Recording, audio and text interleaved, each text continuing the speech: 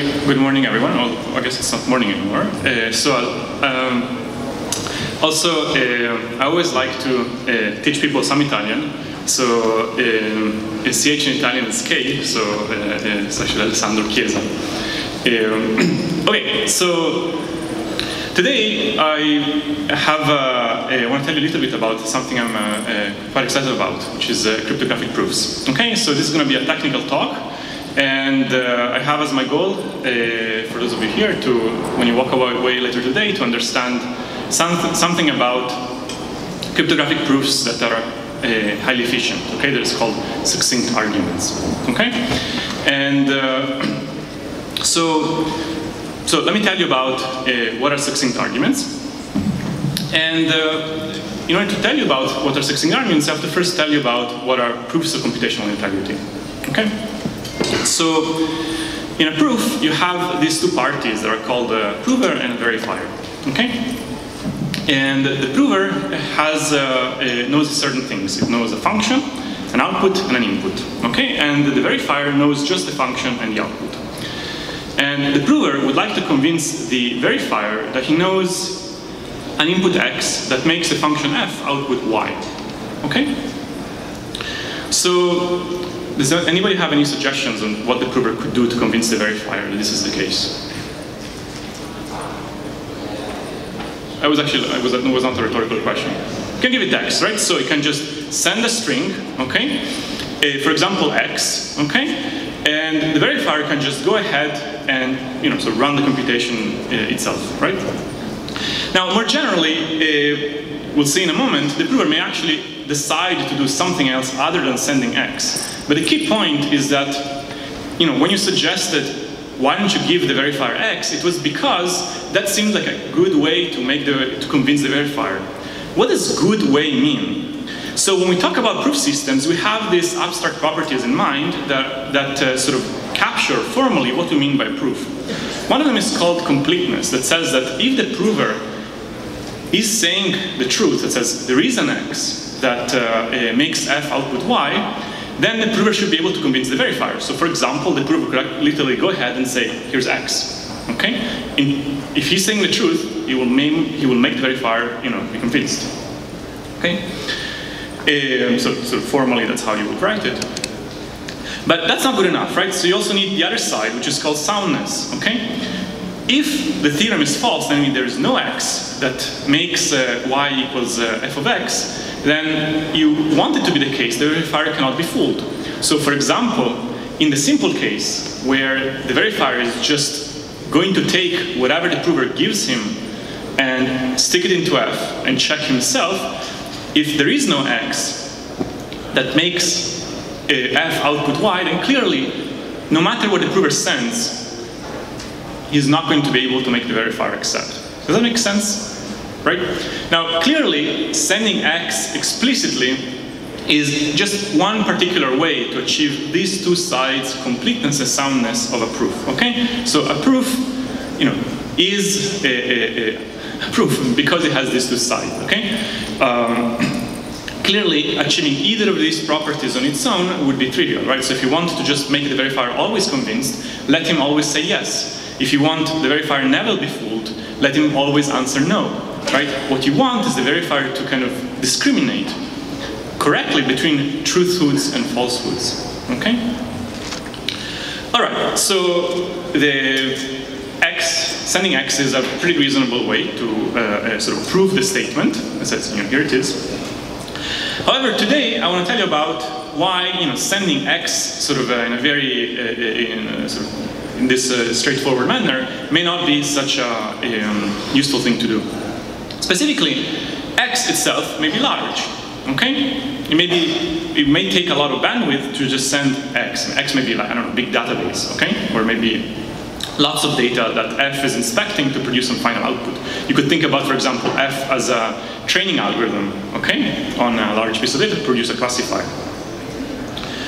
And also, the poor verifier has to actually re-execute the computation natively.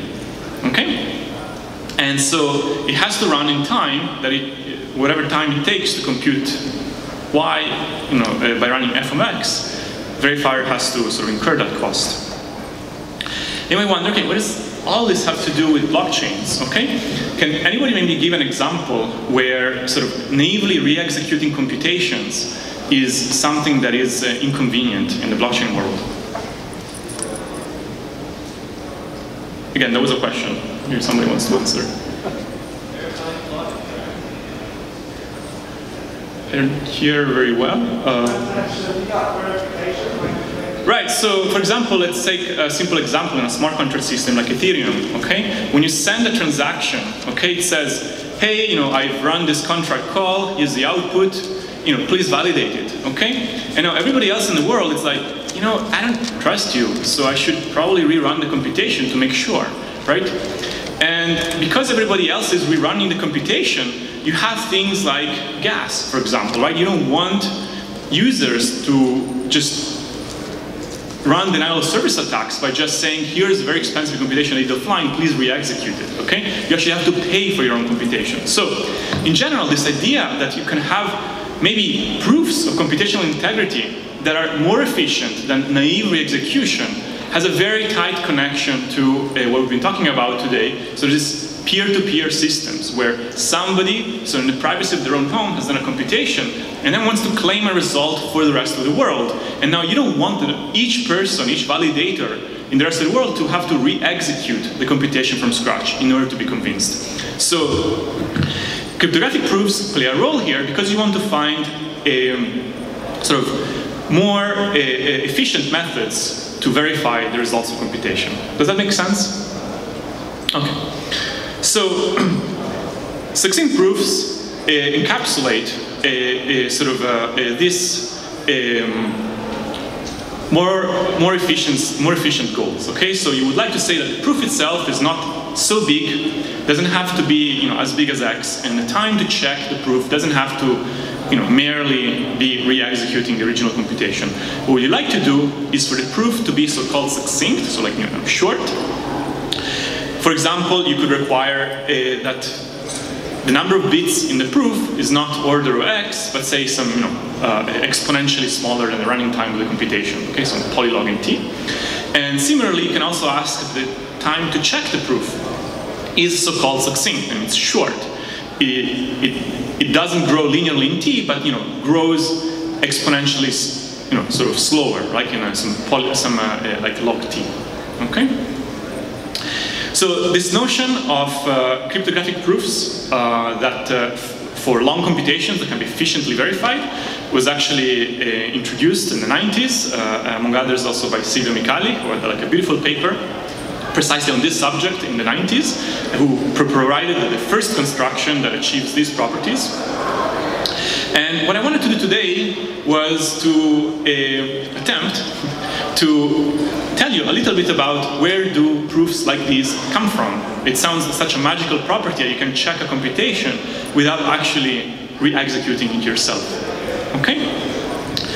By the way, the title of the talk was Succinct Arguments, whereas the title of this particular slide says Succinct Proofs. So, what's the difference?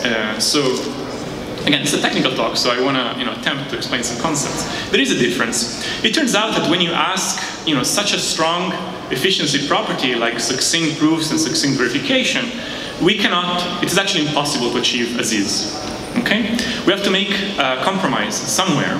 Okay? And the compromise is that we're going to say that this is what in cryptography we call arguments. Essentially, the soundness condition of the proof system is going to hold provided the adversary doesn't have, say, an exponential amount of resources. Okay? Essentially, it could be the case that false statements have proofs, except that they're very hard to find. Okay? Maybe it might require inverting a cryptographic hash function.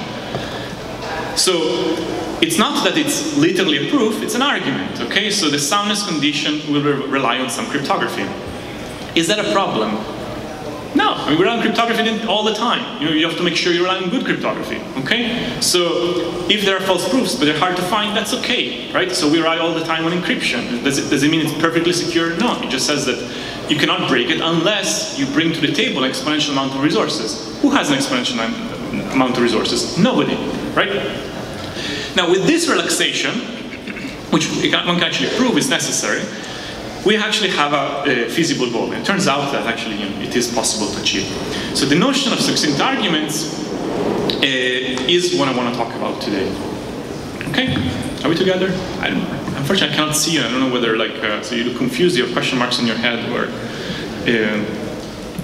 Oh wait, cool. I should have brought a baseball hat or something. Okay. So for the rest of today, I want to attempt to tell you a little bit about what has been happening, not just recently, but actually over the past 10, 20 years, in the sort of the area of succinct arguments. Okay. Now, so this is sort of the picture for a succinct argument. Looks more like this. The prover is the one that is sort of big and fat. He has to do the computation to figure out the result, and more. He also produce the proof. But the verification is cheap, right? And crucially, oh, by the way, so if you've seen the term SNARK or SNARKs in popular media, this is what I'm talking about today. It stands for succinct non-interactive arguments. So I'm talking about succinct arguments that are non-interactive because they're just one message. So there have been many beautiful and efficient constructions in the last few years of these objects, and because sort of the work of generating a proof can be done once and for all and can be checked by multiple parties. Okay, you can take a proof, stash it in a transaction, and the transaction gets validated by many people cheaply and sort of succinctly, right? These types of very attractive efficiency properties have actually led to some sort of real-world deployments. So, for example, Zcash today uses, among other things, I mean, it's a protocol, but inside the protocol, at some point, there is, a very important secret sauce, and that is a SNARK. Okay.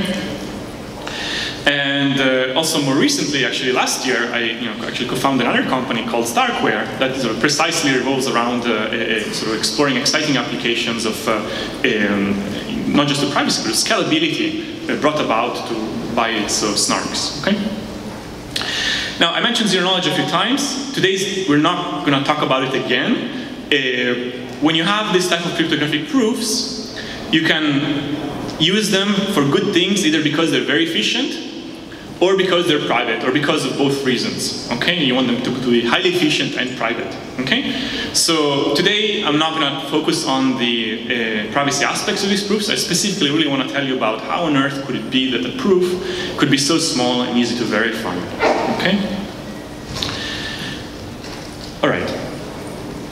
So actually, it turns out that as described so far, what is on the board, okay, on the slides, is still impossible to achieve. What you actually need is a little bit extra help. That is called a setup. Essentially, at the beginning of time, someone, an algorithm, receives some randomness and produces some system parameters. These are parameters that are used by the prover to generate proofs, okay, and by all verifiers to check proofs. Okay, you can think about it as just some set of numbers or strings that are important to interpret what a proof means when you check it. Okay, and so this is something I want to focus on, because when you think about deploying this type of cryptographic primitives in peer-to-peer systems, a question comes up of sort of who runs who produces the system parameters, okay? And focusing on this brings about the goal that I want to talk about today of transparent succinct arguments. Okay, so what I'm trying to explain right now. So, who samples the parameters, okay? It could be a person. You can just say, just look, that guy samples it, okay? He does it, produces the parameters, and then the system benefits from that. What is the problem with asking somebody to sample the parameters? Excuse me? He could cheat, for example, right? He could just say, yeah, I sample the parameters, but I'll remember about how I sampled them, and maybe I can do something bad. It turns out it's actually the case. For many known constructions of SNARKs, if you are the person that sampled the parameters, and you know the secret randomness that was involved to produce the parameters, you can actually abuse the knowledge of that randomness to actually forge false proofs. I say, well, but I deleted my randomness. Well, I don't believe you, right? Maybe you really did want to cheat, okay? So, how do we use these things in the real world? It seems like it might be very difficult in a peer-to-peer system to find a single person we can trust to sample the parameters and forget sort of this randomness that was used to generate parameters.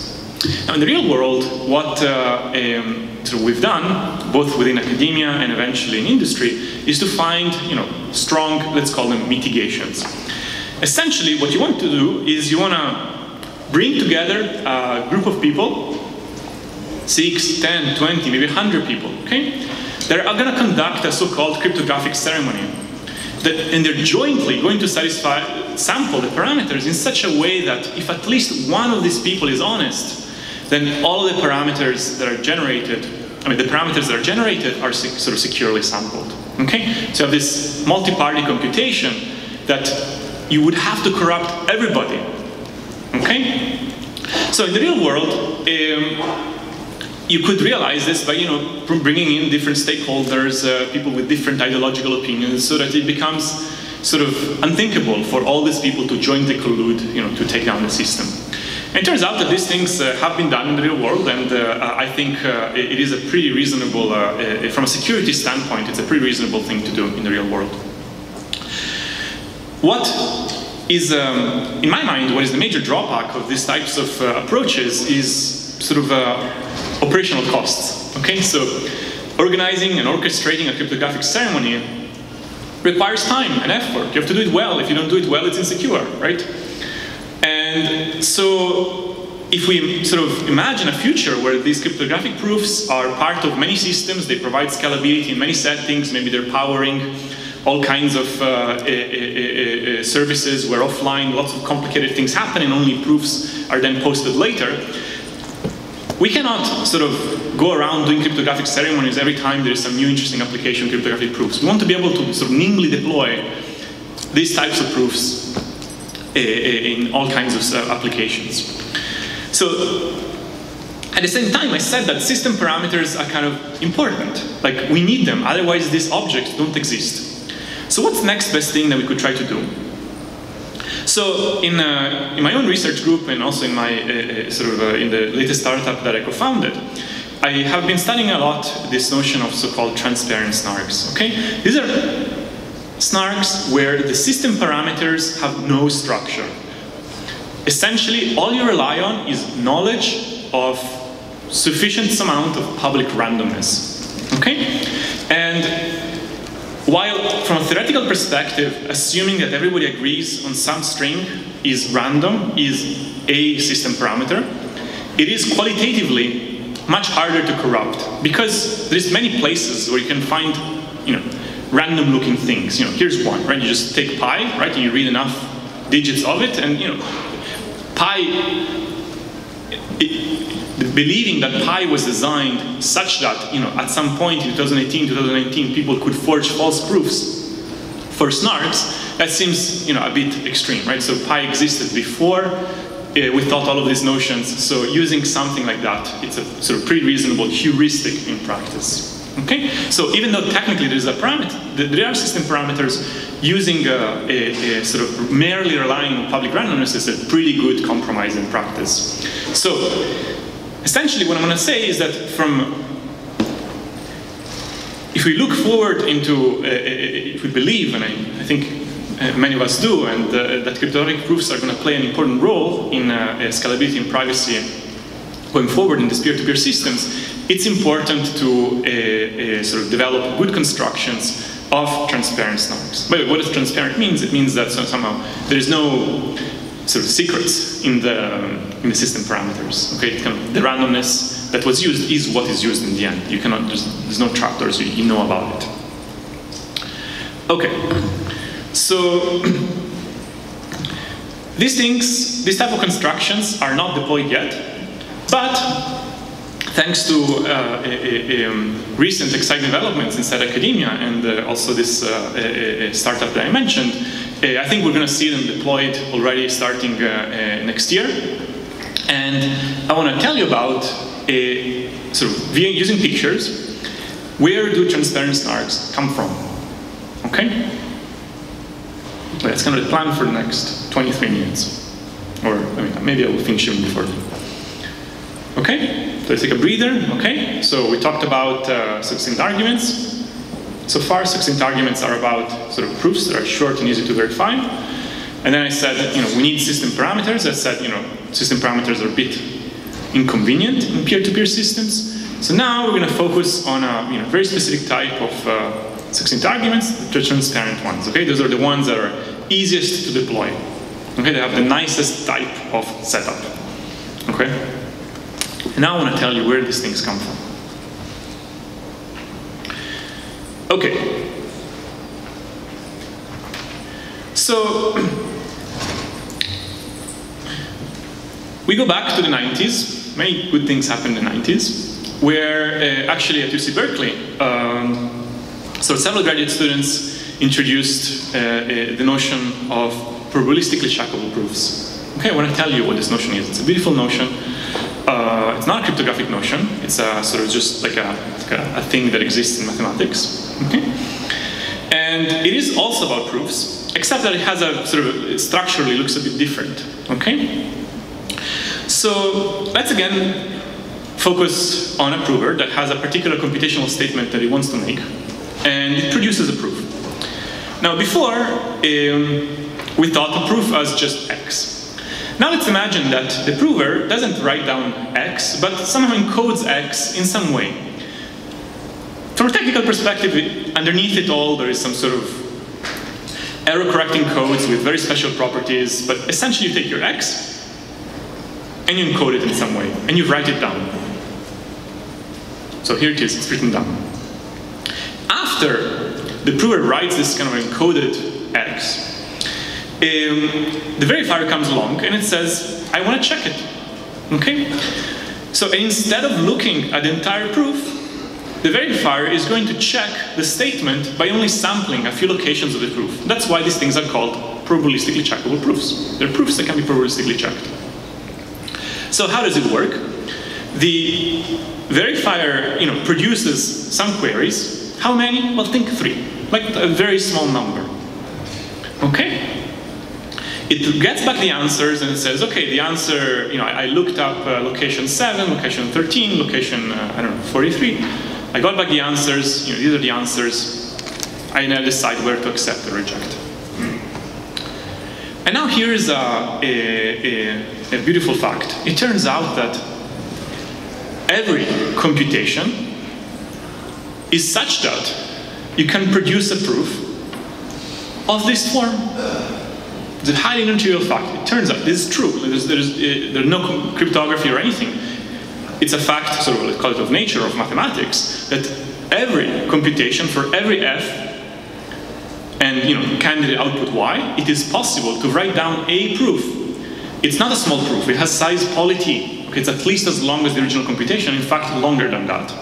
Such that it has all this redundant information within it in such a way that even if you look at a small number of locations, you actually can check, say with 50% probability, whether if the statement was false, you can catch it with 50% probability. So, oh, I don't like 50%, I want to make it smaller. Okay, ask, 100 queries or 200. Then your probability goes down exponentially. If you think about it, that's pretty impressive because regular computations, they're pretty brittle, right? If you consider, for example, a computer, it goes cycle after cycle after cycle, an instruction after another. If only one instruction is incorrect, right, the entire computation, the result could just be incorrect. So if somebody were, for example, to write down the transcript of computation, the fact that you sample a few places doesn't mean anything. The error could just be one location out of t.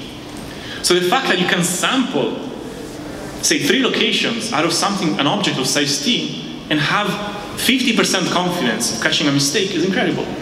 Okay? And, okay, I'm not going to open up where this object comes from. I'm just going to say this object exists. Okay?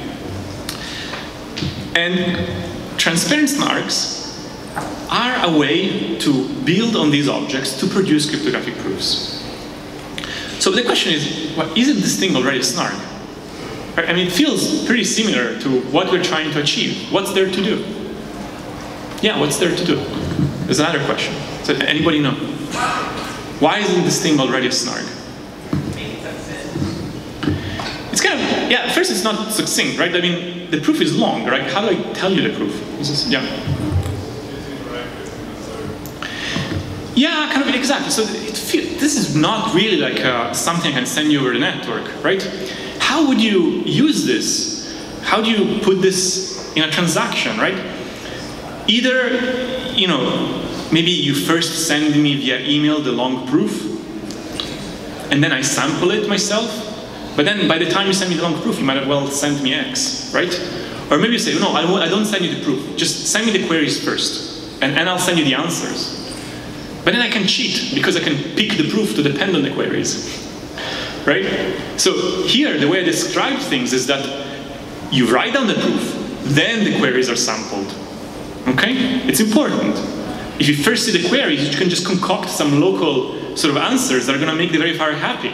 What's important here is that the proof is written down. So this is absolutely not a snark, okay? It is merely a sophisticated type of writing down X, if not X, like encoding of X, such that it can be sampled, okay? So it's not a snark. And what I want to communicate is how to bridge this gap, how to take something like this, which has no cryptography, it just exists, and we turn this into a snark, okay? Something that is non-interactive, it's not a protocol, okay? That's the plan. Okay, so we're gonna go from a so-called PCP, a probabilistically checkable proof, to a snark, okay? So the main cryptographic tool we're gonna use is something that is called a random oracle. That's just a fancy word for talking about any cryptographic hash function, like SHA-256 or Blake or AES when you use it in hash mode. So all these sort of bit twiddling, sort of cute little primitives that sort of scramble bits for you, okay? That's all we're gonna use, no fancy cryptography, okay? It's just gonna be a cryptographic hash function. And with this tool alone, we're gonna take a PCP and turn it into a snark. By the way, this is also kind of maybe interesting to remark that it is curious that only such lightweight cryptography is needed to construct snarks. Currently deployed snarks actually use much fancier cryptography. They use all kinds of public key cryptography, sort of more complex primitives that, by using more structure, are in fact, for example, not secure against quantum computers, for example, and things like I will describe today are, you know, post-quantum resistant, for example. Anyway, that was just a small comment. How do we use this one? So here's the idea. So this is what we need to build, okay? So this is a snark, okay? So this is a skeleton of it, and we're gonna sort of fill in inside the skeleton what's happening. So at the end of the day, we have to say what the prover does, how he spits out the tiny proof, and what the verifier does to check it. Now, the prover will, in his mind, run the PCP prover. What the PCP prover does, it will output a long proof, the PCP, the one that can be probabilistically checked. What the prover will do, it will commit to the proof using a so-called Merkle tree. This is just when you take a hash function and you pairwise hash the entire thing. So you kind of pairwise hash, hash, hash, hash, hash. At the end you get like a tiny, 256-bit root. Okay, it doesn't matter how long the thing was, it's just a hash of it. Okay? It takes the root and sticks it again inside the hash function one more time. What will come out? Well, garbage. That's what the hash function does. It outputs garbage. That garbage is random. You can interpret that randomness as randomness for the verifier. Okay? And then the verifier can just say, here are the queries. Now, let's just kind of stop for a moment and say, wait a second. Now the prover has seen the queries. Maybe he wants to change his mind about what the proof is, to cheat. Yes, it's true. He could just do this again, but what if he changes the proof in any location, this will completely change the root, which will completely change the randomness. And so there will be, again, fresh queries. You see, somehow the way that things are chained up enforces in some way this. The prover cannot choose the PCP based on the queries, because the queries are derived from the PCP. Okay? So somehow the prover is simulating in his mind the verifier's message based on his sort of having committed first to the PCP. Okay, now that the prover knows the queries, he can just say, okay, all I really need to tell the verifier is this and that and this other location. So how is he going to do it? Well, he's going to so-called produce an authentication path for each of these leaves. Because of the tree structure in the way that we committed to the string, if he wants to reveal just a certain number of locations, he can just take that leaf, take the path from the leaf to the root, and communicate the siblings of every node on that path, and send that along. Because then, the verifier, what can he do? He can just say, okay, thank you for the root, thank you for the leaf for that root, and thank you for the authentication path for it. He can just check it. Yes, it belongs to this tree. I don't need to tell you the entire PCP, I can just tell you the leaf with the authentication path. Okay, so in this way, the verifier is convinced that the queries are consistent with the root. They were born after these answers are sort of belong to that tree.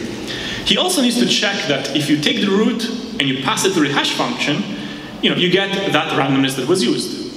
Okay? And using that randomness, he can just check the answers. Okay? So all we have done is to use cryptography, okay, to essentially build some sort of commitment that enables this entire interactive protocol to happen inside the prover's head. And then we only need to take this tiny transcript of what happened in the prover's head and send it off. This is the snark that is sent, and it's something you can write down. Okay? Does it make sense? Okay? Good, right? So, by the way, why am I going through this thing?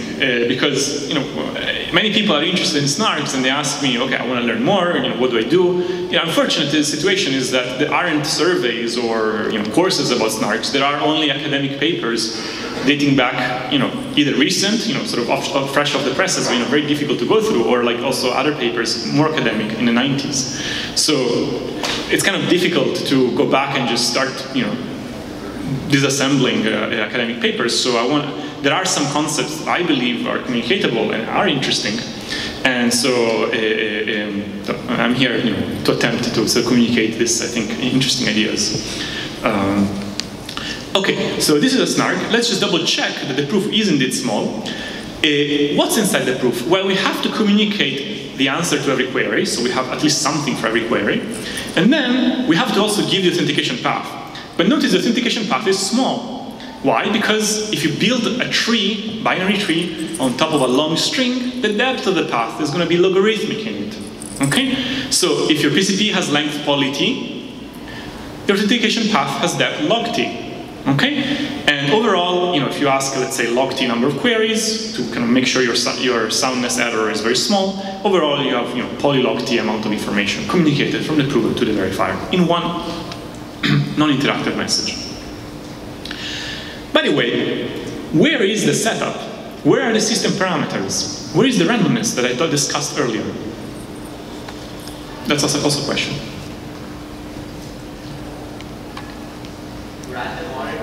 Yeah, the random oracle. It's a bit stronger than just a bunch of than a random string. Really, from a theoretical perspective, using a random oracle is a pretty strong assumption. But in practice, it's fine. Essentially, the setup of this type of snark is basically you and I agreeing that we're going to use this hash function as opposed to this other hash function. Okay? So as long as we're happy to use a hash function that we don't think has been designed to cause bad things to this type of constructions, we're fine. For example, SHA-256 was designed before anybody cared about snarks. Okay? So that's a pretty good choice, right? Okay, so there is a setup, but in practice, who cares, right? We can definitely agree on which hash function to use. That's much easier than running a cryptographic ceremony. Okay? All right. So, at high level, this sort of PCP-based snarks are wonderful. First, we're using really lightweight cryptography, any hash function. Second, in fact, they're also plausibly post-quantum. You could deploy them and sit and let them sit around for potentially a very long time, even if quantum computers come around. Whether they do or not, and when, that's a different story. But at least we don't have to worry about it. And most important, they're transparent. So, if they have all these wonderful properties, then why are we using anything else? Well, because there are two sides to the slide. There's also some bad things about these things. And that is, well, from a theoretical perspective, using random oracles feels like a no-brainer in practice, but as a theoretician, it actually is not a very elegant thing to do. You know what? Forget about it. It's not really like a bad thing. That's only, sort of theoreticians' nightmares, but really in the real world, nobody really cares. So let's cross that out. The real issue is that even though this entire construction feels very lightweight and cute and simple, the problem is that we're assuming this magical object of a PCP that until very recently was these galactic algorithms that you start running the prover and say, oh, did it stop? Well, no, right? It will never stop. It will stop at some point when the sun is cold and all these things. So they are sort of efficient in the asymptotic sense, okay? But not really like if you care about specific instance sizes. I actually personally worked a lot on sort of trying to squeeze these things at least inside, say, one planet, okay? As opposed to like not the universe, but it's still not sort of quite the kind of things that we want. So PCPs have gone from galactic algorithms to things that are merely expensive, but we want things that are cheap, okay? So in the last few years, this is something that is very close to my heart in the sense that I spent many hours with my colleagues, sort of working on these things. Is a sort of new generation of transparent SNARKs where we've been able to achieve much better efficiency while preserving all the other good properties. Okay? At a very high level, we're going to be constructing probabilistically checkable proofs in a bigger design space. Okay? What is this bigger design space? The bigger design space is that we're going to allow the prover and the verifier to have a longer conversation. Again, this is just a model, right? It's an ideal model where they're having this conversation. Just like in the PCP model, they weren't literally having a conversation. That was just an abstraction. Then we implemented the abstraction using cryptography, right? So here we have this notion called interactive oracle proofs that I introduced with a long-time collaborator, Eli Ben Sasson, and one of my students several years ago. Essentially, you have a conversation where the prover and verifier, the verifier sends some randomness, the prover sends PCPs over several rounds. And at some point, the verifier says, okay, that's enough of a conversation, let me query stuff. Okay, and get back answers and then check. What's the difference? This is essentially just a multi-round PCP. Now, there are two things to say about these things. It is a richer type of conversation. Can we still build SNARKs? That's important, right? Because then in the end, we don't actually want to have these conversations. We want to have SNARKs.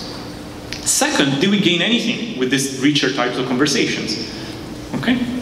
First, let me say that, with a very simple, and it's going to be a quick picture, we can still compile this. At a very high level, you just do the same thing over multiple rounds. The prover will imagine in his head the first PCP, commit to it, stick it into the hash function to produce the next randomness, to produce the next PCP. He will commit to it, and you kind of put in a hash chain all of these PCPs. Why in a hash chain? So that they are in the correct order. When you're done with the conversation, you get back the queries, and you send back everything. And the prover will again check all the authentication paths, check that all the PCP roots are in a hash chain, and check the answers. I don't want to spend too much more time on this one, but all I want to say is that essentially we can use similar ideas. It's a little bit more subtle than this. We can use similar ideas, lightweight cryptography, to still construct SNARKs. Okay, fine. That means that this richer design space still implies something that we care about. So we have all of the good things as before, and just like before, we have this random oracle, but we don't care. The great thing is that over the past few years, we've had lots of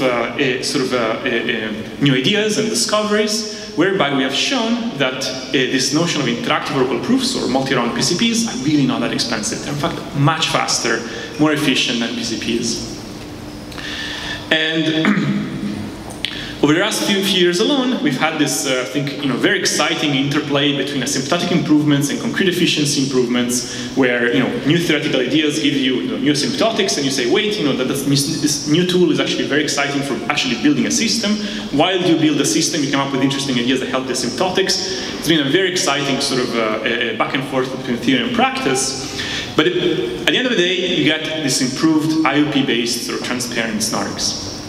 And in terms of numbers, if we just, for example, look at the proof size, if merely like 2 years ago we were looking at proofs that were asymptotically short but concretely pretty long, like tens of megabytes, today we have proofs for arbitrary computations that are 200 kilobytes long, okay?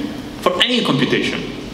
And in each of these, it doesn't really matter what's on the right of the column, I just want to emphasize that each of these concrete efficiency improvements was associated to a particular new idea that was first and foremost theoretical. Okay, that somehow understanding better this tool, how it behaves from a theoretical perspective, had direct impact in how good of proofs we could construct, how efficient of proofs we could construct. So, and just sounds like a theoretician speaking, so let me put a graph to prove that this thing's actually implemented and we can measure things and we know what's happening. In fact, this type of exciting progress is exactly what has motivated my colleagues and I to start a company last year to commercialize these exciting developments in cryptographic proofs to bring these transparent SNARKs, to do applications having to do with scalability and privacy in a peer-to-peer setting. Okay. All right. So the main takeaways that from today is well, first what is a succinct argument. That's a good thing. And more importantly, the research on transparent SNARKs has progressed a lot just in the last few years and have become really short. Okay, it's not the case anymore that things based on probabilistically checkable proofs are sort of inefficient. That's kind of to some extent still true, but we have other tools today to do the same job. I should also say that this doesn't mean that these tools are sort of the best tools out there. That's absolutely not the case. If you are willing to use public key cryptography, for example, you can do much better. So for example, if you have a trusted setup, you can get 128 bytes. That's like much smaller than a tweet, okay? You have to put up system parameters. Or even without system parameters, there's a beautiful work called bulletproofs that achieves 2 kilobytes. That's 100 times smaller than 200 kilobytes. But you're using public key cryptography, so it really depends what you're trying to do, okay? Do you want something lightweight, post-quantum, or not? So if you can start digging deep into the cryptographic proof literature, there's many exciting things to learn about. Either way, transparent SNARKs obtained from IOPs, give you this sort of fully succinct verification that in many of these proof systems, alternative ones, you just get a short proof, but not a short verifier. Here we get both. And the main point is that you can really only use lightweight crypto. You can basically bring things very close to metal and really speed them up. It's really easy to kind of speed things up in hardware. Wow, I have 28 seconds left on my timer. And that's just about what I wanted to say. I'm happy today if you learned something about SNARKs. That's really what I wanted to achieve today. Thank you.